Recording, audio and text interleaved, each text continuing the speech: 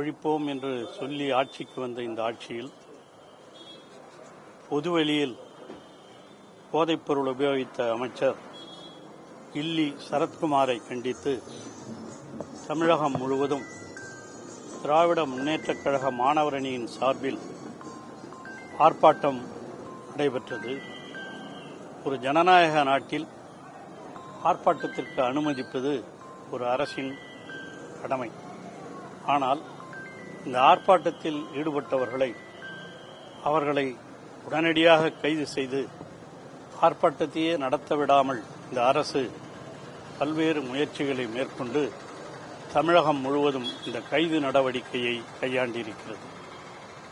அப்படி இந்த விழுப்புரம் தெற்கு மாவட்டத்தின் சார்பில் நடைபெற்ற திருக்கோயிலூரில் நடைபெற்ற இந்த ஆர்ப்பாட்டத்தில் ஏறத்தாழ 750க்கும் மேற்பட்டவர்கள் மாணவர்களும் கழகத்தினரும் கலந்து கொண்டு இந்த ஆர்ப்பாட்டத்திலே கலந்து கொண்டிருக்கிறார்கள்.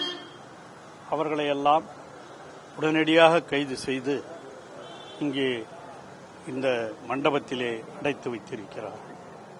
இது கண்டிக்கத்தக்க ஒன்று. ஒரு ஜனநாயக நாட்டில் ஒரு ஆர்ப்பாட்டம் நடத்துவதற்கு உரிமை கொடுக்க வேண்டும். அதை மீறி இந்த செயலை செய்திருப்பது கண்டிக்கத்தக்கது என்பதை நான் தெரிவித்துள்ளேன்.